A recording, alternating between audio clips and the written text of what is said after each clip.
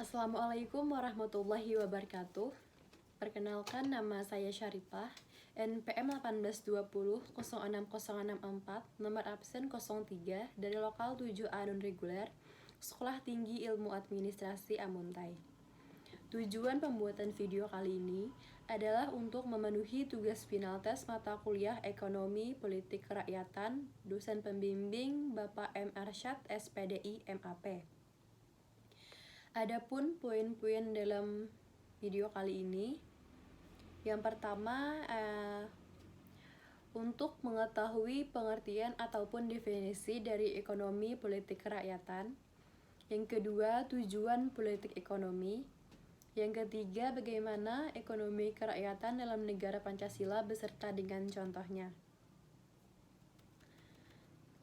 Selanjutnya, saya akan membahas poin yang pertama, yaitu definisi ekonomi politik kerakyatan.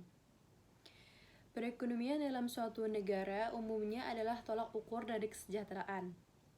Apabila perekonomian suatu negara itu baik, maka bisa dikatakan bahwa negara tersebut sudah bisa merasakan kesejahteraan yang sedang dicita-citakan.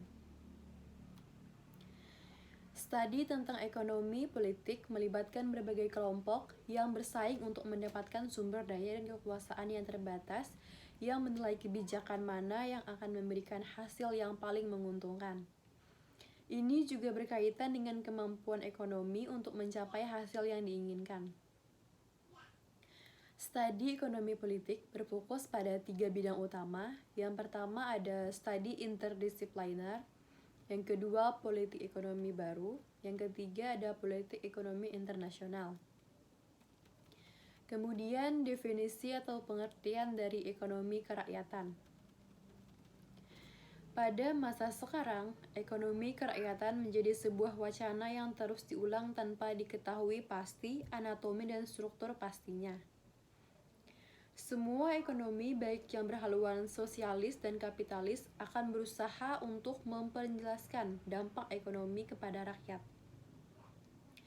Waktu dan masa berganti, dan tidak satupun yang mampu membuktikan bahwa rakyat kaum marginal bisa menikmati hasil ekonomi secara adil dan merata. Sedangkan sistem ekonomi kerakyatan pertama kali dicetuskan oleh Bapak Proklamator Dr. Randos Muhammad Hatta. Gagasan ini merupakan sebuah konsep politik yang dalam bidang perekonomian, di mana pusatnya adalah rakyat.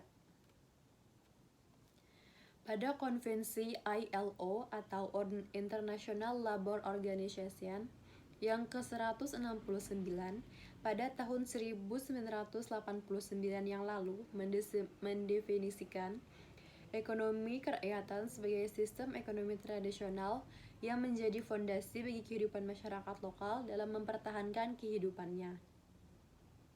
Pengertian tersebut dikembangkan berdasarkan pada keterampilan dan pengetahuan masyarakat lokal dalam mengelola kehidupan serta lingkungannya.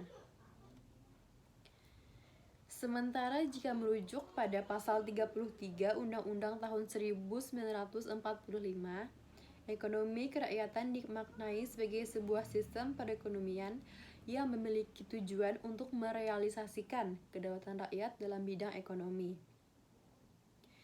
Dari kedua definisi di atas dapat kita tarik kesimpulan bahwa inti dari sistem ekonomi kerakyatan terletak pada tujuan kedaulatan rakyat. Selanjutnya pada poin yang kedua, yaitu tujuan politik ekonomi.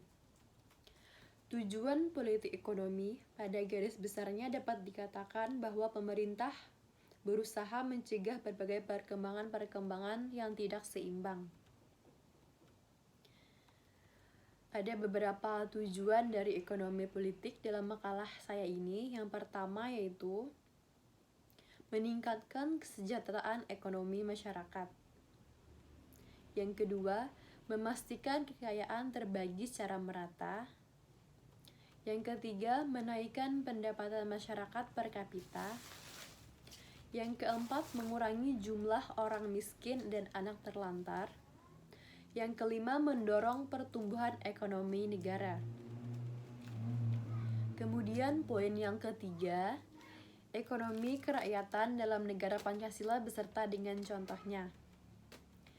Sistem ekonomi Pancasila mengatur hubungan koordinatif antara manusia yang satu dengan yang lain dalam kehidupan bermasyarakat, dalam usaha memenuhi kebutuhan hidupnya. Kemudian ada 3 kebutuhan.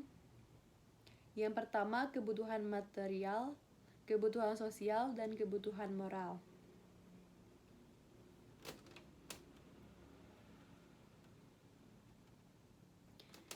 Kemudian, contoh penerapan politik ekonomi negara Indonesia yang berlandaskan Pancasila. Yang pertama ada koperasi, yang kedua ada biaya pendidikan gratis, yang ketiga ada bantuan pendanaan UKM. Koperasi adalah salah satu bentuk penerapan Pancasila yang mampu meningkatkan perekonomian suatu instansi.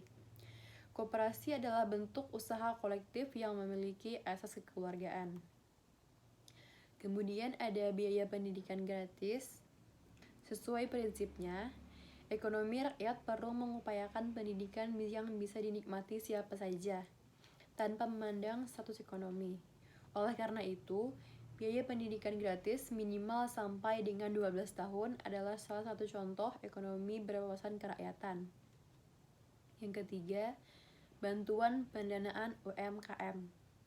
Contoh berikutnya dari ekonomi rakyat adalah pendanaan UMKM, baik oleh negara maupun investor swasta.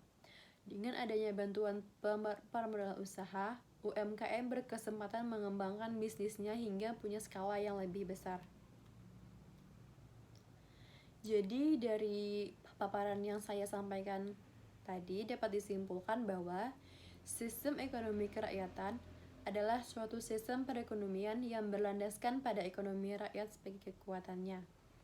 Ekonomi rakyat sendiri merupakan kegiatan ekonomi yang dikerjakan oleh rakyat dengan mengelola berbagai sumber daya ekonomi serta secara swadaya, tergantung pada apa saja yang dapat mereka usahakan dan kuasai.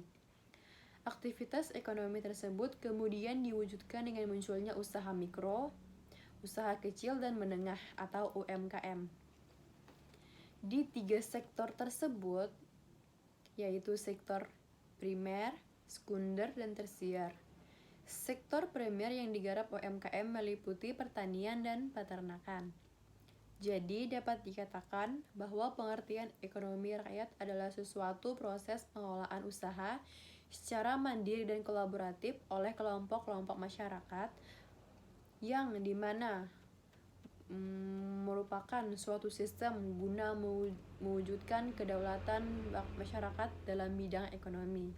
Sekian penyampaian materi makalah dari saya. Wassalamualaikum warahmatullahi wabarakatuh.